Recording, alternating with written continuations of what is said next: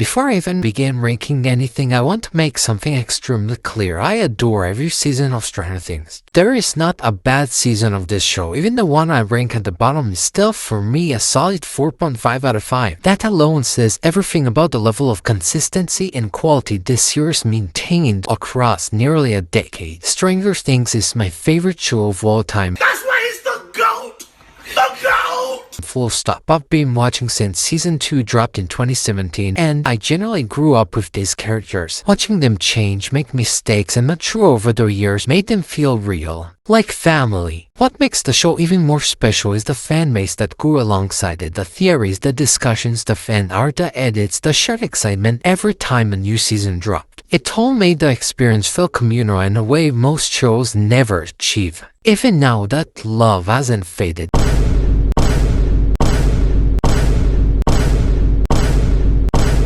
Yeah, I'm genuinely sad it's over. Saying goodbye hurts, but at the same time, there's something beautiful about it ending on its own terms. Even though the show is finished, Stranger Things isn't going anywhere. We'll always remember it for how incredible it was, the characters, the music, the moments, the feeling. It's a show that defined an era, and it'll live on through rewatches, memories, and the people who loved it. With the story now complete, it finally feels right to sit down and rank these seasons once and for all. Coming in at number 5 is Season 2. Putting Season 2 last honestly hurts because there is so much greatness here. In many ways, it feels like the show is trying to prove that Season 1 wasn't a fluke, that this world, these characters, and this mythology could actually sustain something bigger. And for the most part, it absolutely succeeds. The Mind Flayer being introduced as this gloomy, unknowable threat is a fantastic escalation from the Demogorgon. The horror is darker, the stakes feel higher, and the emotional beats land hard. This season also introduces Max, who ends up being one of the most important characters in the entire series. She fits into the group incredibly naturally, brings a new dynamic, and the relationship with Lucas is great from the jump. Dustin and Steve's friendship truly begins here, which alone gives Season 2 legendary status. Hopper and Eleven's father-daughter bond is explored in a really touching way, and the snowball finale is one of the sweetest, most heartfelt endings the show has ever done. That said, there are two things that hold this season back just enough to land it at number 5. First, that episode. It's the biggest piece of dog shit. The one everyone knows. I respect what the Duffers were trying to do, and I don't hate the concept, but it completely derails the momentum of the series at the worst possible time. Second, keeping Mike and Eleven apart until the final episode felt unnecessarily frustrating. The emotional payoff is great, but the way it felt a little too cruel for its own good. Still, even with those issues, Season 2 is excellent television and just happens to be the least perfect season of a nearly perfect show. At number 4, we have Season 5. Season 5 is so underrated. It's actually wild. From this point forward, every season I talk about is basically a 5 out of 5, and Season 5 absolutely earns that from me. Is it messy? Yes. Are there plot holes, unanswered questions, and moments that don't entirely make sense? Definitely. But here's the thing. I generally don't care. The emotional impact, the character moments, and the sheer ambition of this season completely outweigh its flaws. Season 5 feels massive, the stakes are apocalyptic, the emotions are raw, and the show isn't afraid to swing big even when it stumbles. There are moments that hit incredibly hard, moments that feel triumphant, and moments that feel devastating. It's not a clean season, but it's a bold one, and I respect the hell out of it for that. And yes, Derek. Derek is awesome, instantly charismatic, funny, and full of personality. He brings such a refreshing energy to the group. It feels like a throwback to early Stranger Things humor, while still fitting into the darker tone of the final season. I honestly wish he got even more to do, but what we get from him is still great. Season 5 isn't perfect, but it's emotional, ambitious, and incredibly entertaining, and I loved it way more than a lot of people seem to. I honestly wanted some of these characters to die, and seeing the demos completely gone at the end of the finale just made me hate that part even more. On top of that, the questions the Duffer Bros try to answer about all the weird plot holes and unanswered moments, absolutely abysmal. The explanations are so dumb, so nonsensical, and so insulting that it's insane to believe these are the same people who made what I still think is a perfect show. It's frustrating because this season does so much right, yet those moments leave a sour taste that I just can't ignore. Still, I loved it.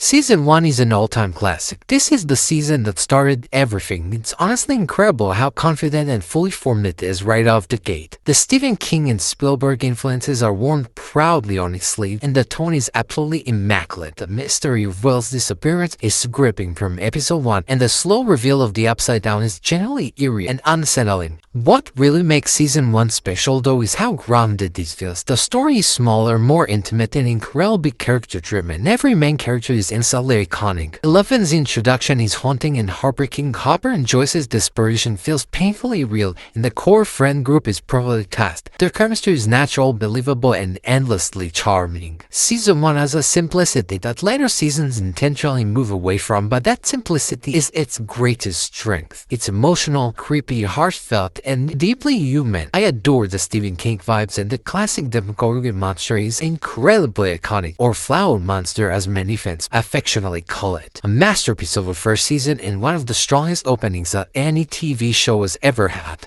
It was perfect.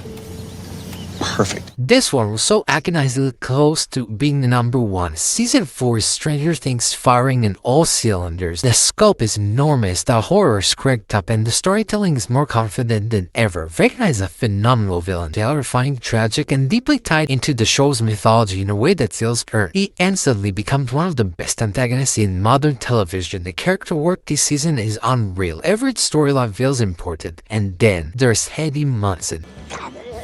Eddie might generally be one of my favorite TV characters of all time, right along Dustin. His arc is beautiful, heartbreaking, and heroic, and his legacy defines the entire season. The effects are stunning, the cinematography is gorgeous, and the emotional beats hit like a truck. I adore the finale episode. It's incredibly long, which is fantastic, and was absolutely incredible with the effects and Max's ending, which was drastically changed in season 5. The Dear Billy episode in particular is one of the greatest episodes of any show. That running up the road scene is absolutely fucking incredible, iconic, and generally flawless. It's just so perfect. Season 4 feels like the show fully embracing its identity. Heart, spectacle, and character all working together perfectly. It's epic in every sense of the word, and it stands among the best seasons of television ever made. Brilliant! And finally, Season 3, my number 1, the most fun season of the show, and it honestly might be my favorite season of TV ever. Everything about this season just works for me. The 80s aesthetic is dialed up to 11, neon nights, synth music, mall, summer vibes, it's pure atmosphere. Starcourt Mall is an instantly iconic setting and one of the coolest locations the show has ever introduced. The character dynamics are at their absolute peak here, the humor is perfect, the friendships feel alive, and the balance between fun and horror is spot on. What if we locked him out here with us? I know the Russian storyline isn't for everyone, but I personally loved it. It leans into the pulpy, over-the-top tone in the best way. The fleshy, gruesome mind flayer is horrifying and creative. Billy's arc is tragic and powerful, and the season never loses momentum. The never-ending story moment deserves a shout-out too. I adored it and replayed that scene so many times. I love the fact that these characters literally spend so much time in movie theaters, like in movies such as Back to the Future, which is cool and also one of my favorite films of all time. The season even has its own Terminator-like character, which is so hilarious and fun and fits the over-the-top vibe perfectly. And the Lexia character we all love is awesome, and his death is heartbreaking. Season 3 is endlessly rewatchable. It's confident, stylish, emotional, and wildly entertaining. Every episode is a blast. It's Stranger Things at its most joyful, most creative, and most alive, and that's why it takes my number 1 spot.